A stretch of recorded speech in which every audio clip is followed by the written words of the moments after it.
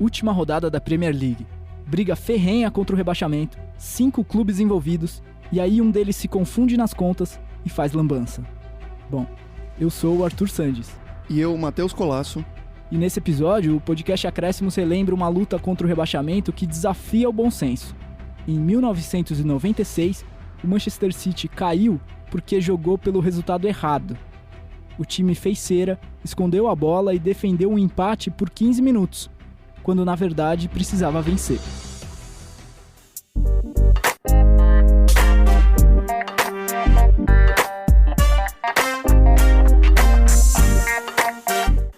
Na temporada 95-96, o Manchester City não era nada do que é hoje. Isso tudo aqui aconteceu uma década antes de o clube ser vendido a investidores estrangeiros. Então o dinheiro ainda era curto. O City já estava há 20 anos sem ganhar nada, com uma história de mais rebaixamentos do que títulos. Então a realidade obrigava o time a ter ambições simples. Nos 2 anos anteriores, tinha fugido do rebaixamento com menos aflição, mas em 96, a definição ficou toda para a última rodada. 5 times corriam risco de queda na rodada final, mas só restava uma vaga na zona de rebaixamento. O Queen's Park Rangers e o Bolton já tinham caído. O Manchester City vivia o maior desespero, no 18º lugar. Estava empatado em pontos com Coventry e Southampton, mas atrás no saldo de gols. Ainda tinha Sheffield Wednesday e Wimbledon nessa conversa, um pouco mais acima, mas também sob risco. O curioso é que todos os 5 clubes dependiam apenas de si para evitar o rebaixamento. Quem vencesse se salvava e era simples assim. Isso porque a última rodada tinha um jogo direto entre Southampton e Wimbledon, 2 dos ameaçados. Era um duelo que poderia ser de vida ou morte, mas acabou sendo de vida para os dois. A situação era confusa, como você já percebeu, então a gente vai resumir aqui para não se perder. 5 times ameaçados, todos eles se garantiriam com uma vitória, e o Manchester City estava atrás de todo mundo. Na prática, uma vitória resolvia a questão para o City, mas o empate obrigaria a fazer as contas. E foi justamente nas contas que o time se perdeu. E caiu. Na rodada decisiva, o adversário do City era o Liverpool, que tinha namorado a briga pelo título e ocupava o 3º lugar. Era um jogo duro, e o Liverpool não estava ali para ser piedoso. Um gol contra de Steve Lomas abriu o placar para os visitantes logo aos 6 minutos. E aí o City perdeu um monte de chances e acabou tomando o segundo antes do intervalo. A essa altura, Coventry e Southampton estavam empatando seus jogos por 0-0. Se os resultados ficassem assim, os dois se manteriam na Premier League. Para o City, as condições no intervalo eram as mesmas do início da rodada, mas agora com 2 gols de diferença. O time precisava virar sobre o Liverpool ou no mínimo empatar e contar com a sorte. Com o 2-0 contra, parecia o fim da linha para o City, mas não era. O segundo tempo teria uma reviravolta e, melhor ainda, uma confusão que é justamente o motivo da gente estar contando essa história. O City voltou do intervalo melhor, com pressa, indo para cima do Liverpool. E a esperança renasceu com uma jogada brilhante que terminou em pênalti. O camisa 7, George Kinkladze, costurou pelo lado direito, saiu de 3 marcadores e aí foi derrubado na área.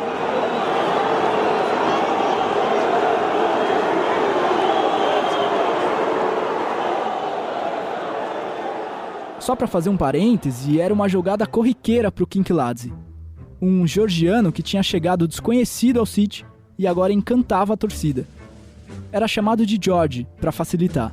Canhotinho, habilidoso, atrevido, ele distribuía dribles e dava arrancadas de tirar o fôlego.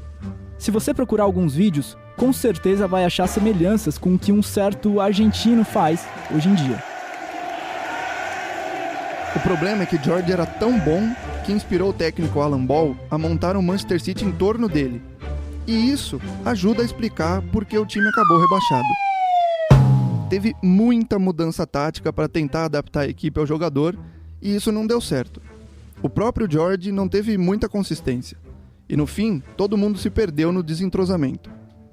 O capitão do City daquela época, Keith Curley, recentemente relembrou um caso que ilustra bem como a proteção ao George contribuiu para a queda do time. Naquele ano, em uma derrota para o Arsenal, sofremos um gol porque George não voltou para marcar.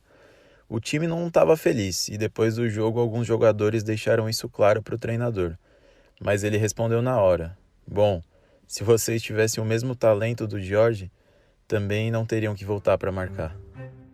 Bom, mas voltando para o jogo, o George Kinkladze sofreu pênalti que devolveu a esperança para o Manchester City. O alemão Hüsler bateu bem e diminuiu o placar para 2-1. Nisso faltavam uns 20 minutos para o fim do jogo. O City continuou em cima e empatou rápido, meio no desespero mesmo. Um cruzamento, ninguém achou a bola e a sobra ficou para Keith Simons fazer o 2-2 de forma até estabanada. Então, de uma hora para outra, em menos de 10 minutos, o Manchester City tinha saído do buraco e voltava a ter chances de se manter na Premier League. Os outros jogos continuavam empatados, então a matemática do City se resumia ao que o futebol tem de mais simples: um gol. Bastava um gol para se salvar do rebaixamento. Todo mundo ali sabia disso, inclusive o técnico Alan Ball, mas uma confusão bagunçou o planejamento do treinador. Alguém, por algum motivo, achou que o Southampton estivesse perdendo, e nesse caso, o empate servia para o City. Jogadores e integrantes da comissão técnica nunca souberam explicar de onde saiu essa informação, mas o fato é que o engano foi parar dentro de campo. O técnico mandou o City segurar o 2-2 e o time obedeceu. O Steve Lomas, o mesmo que tinha feito o gol contra no começo do jogo, chegou a levar a bola para a bandeirinha de escanteio e ficou ali matando o tempo. Metade do estádio ficou se entreolhando, tentando entender o que estava acontecendo. A confusão só foi esclarecida depois de 5 minutos, e o jogo seguiu rolando. Quando o Manchester City se tocou que na verdade precisava vencer, já não dava mais tempo. Com o empate, o time caiu. Daí em diante, o Manchester City viveu um pesadelo. Não conseguiu voltar para a primeira divisão e, pior, foi parar na terceira. Era um constrangimento inédito para o clube, uma mancha histórica. As coisas só voltaram aos eixos nos anos 2000 e depois deslancharam com a venda do clube para um investidor.